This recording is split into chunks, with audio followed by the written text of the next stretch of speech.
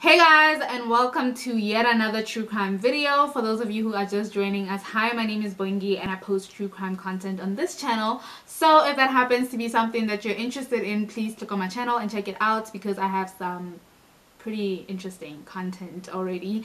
And with that being said, let's get right into the case. This is True Crime with Bongi. Today's case actually took place in the 1960s, so please bear with me. There's not really much information out there about these old cases, so I just tried to piece everything together in a way that makes sense, but you will still get some information about this case. But anyways, as usual, I have to make a disclaimer that I mean absolutely no disrespect to anybody that I'm going to be talking about in this video and all the families that were and are affected by this case. This video is purely for educational purposes, and all the information that I'm going to be talking about was gotten off of the internet and simply compiled into one video. With that being said, let's just hop right into it. On the morning of October 27, 1964, a young school teacher named Robert Becker was taking a walk around Boksburg Lake when he saw a suitcase floating near the water edge. He dragged the suitcase out of the water, and when he opened it, he was met by the horrific sight of a woman's decapitated torso. It was wrapped in a plastic and a brown paper and a sheet. So he quickly called the police, who then came to retrieve the body and began their investigation. There were numerous stab wounds on the torso. However, a post-mortem did reveal that these stab wounds had been inflicted after the victim had died. She had been battered and then had her throat cut. A post-mortem also revealed that she was probably in the water for somewhere between 24 and 48 hours. So immediately calls went out to police stations in the region for names and descriptions of women who had been reported missing, and the police did get some responses or replies.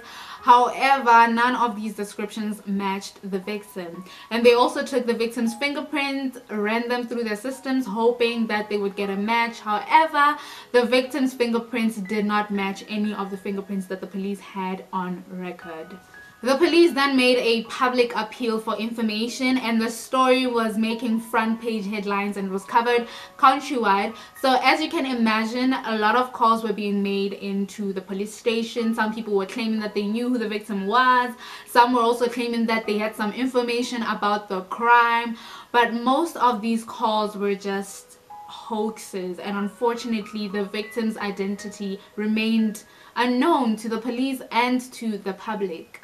11 days after the victim's torso was found, a plastic bag floated near the edge of the Wemapan Lake, and inside the plastic bag there were dismembered legs that seems to be those of the victim. So the police immediately spread out, covering the entire area, looking for the victim's head, but unfortunately they couldn't find a head. And the police continued making public appeals still, and the story was still making headlines. However, the victim's identity was still unknown. And then 6 weeks later, on the 17th of December, two schoolboys went out fishing at Zoo Lake when they hooked a plastic bag containing a woman's toothless head. The head was at an advanced stage of decomposition, making it unrecognizable, and it was pretty obvious to the police that it had been in the water for quite some time. So forensic pathologists and some artists spent the next 24 hours putting together a set of images, trying to make out what the victim might have possibly looked like. And at this point, the police were even making inquiries as far as Britain and USA and Australia, just trying to find out who the victim was. So anyways, the artists made a sketch and the police sent it out to newspapers all over South Africa, and the image was published the following day.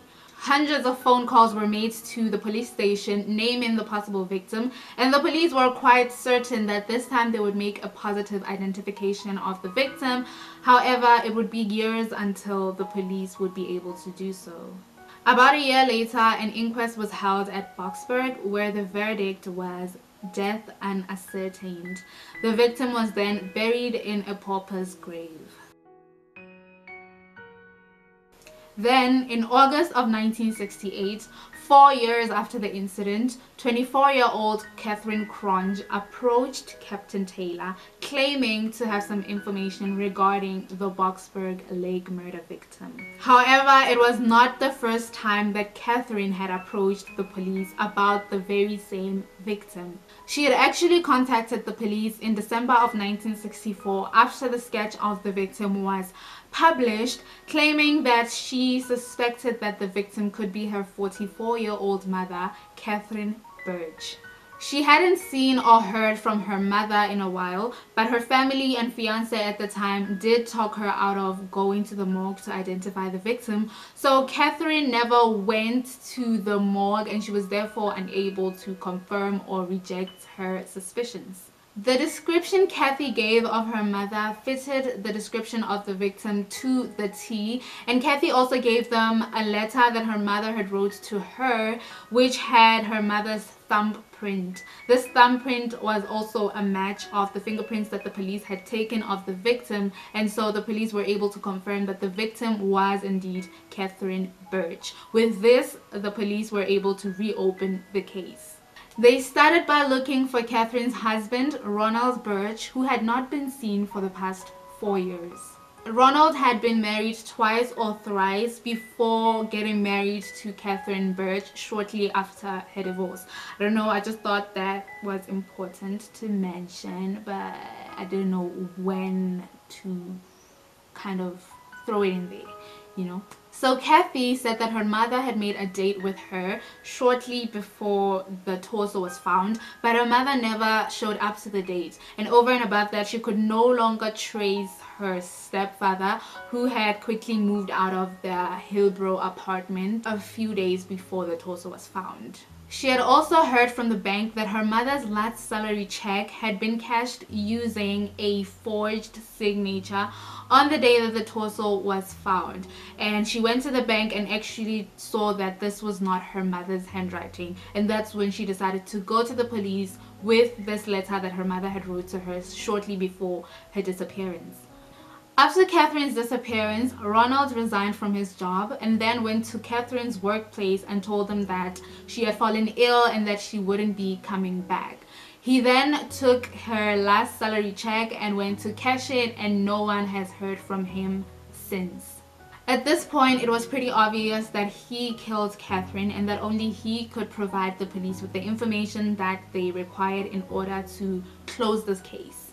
The police later found out that early in 1965, Ronald had actually moved in with his mother, and he had lived with her for quite some time. So on the 27th of November 1968, the police headed out to Ronald's mother's house to interview her. They asked if she knew where her son was or if he was still living with her, and initially she denied that he was still with her, but eventually she broke down and told the police that Robert was in a room in her backyard. She gave the police the key and they quickly rushed to the room at the back, hoping to find Ronald Birch and arrest him. But when they unlocked the door, they found Ronald Birch standing in the middle of the room wearing some homemade bracelets that had been made with some tins and had some electrical wires on them. The electrical wires had been plugged into the wall socket, and immediately as the door opened, Ronald flicked the switch and electrocuted himself to death. In May of 1969, an inquest on Catherine Birch was reopened, and although the police had solved the case, the cause of Catherine's death was still unknown. So again, the verdict was death unascertained. Unfortunately, as I've mentioned earlier on, only Ronald Birch had the answers to all these questions. Only Ronald could provide the police with the information that they needed. Only he could tell the police what happened to Catherine Birch. He selfishly took his own life before he could provide Catherine Cronge with the answers and the police, but most importantly, Kathy. She deserved to know what happened to her mother, you know. Honestly, you guys, I think this case is pretty similar to a more recent case, a more recent American case though. I don't know their names, but I'll write them on the screen. The case where this model, or she was a Playboy model, Playgirl or something, and she was killed by her husband, and her husband stuffed her body into a suitcase.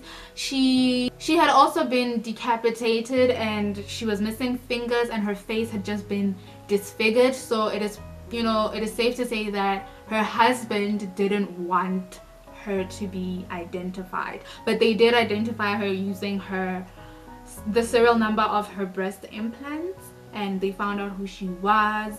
And unfortunately, when they found the husband, he committed suicide. I just think it's so unfair when people kill themselves before they provide the people affected by this case with some answers, you know? It's just unfair, I feel. But anyways, what do you think about this case? You guys know that I always want to know what you think. I always want to know your opinions. I always want you guys to just leave all your opinions and thoughts in the comment section down below. And I also want you guys to leave your case suggestions in the comment section, and I will be at your service. I will provide. If you liked this video, or if you found it informative or entertaining, please click on the like button, and if you didn't, please click on the thumbs down button and let me know in the comment section what it is that you suggest I do to improve my content. And also subscribe to my channel and click on the notification bell so that you get notified each time I post a new upload. I know you don't want to miss out, so do that. I'll see you guys in my next one. Bye.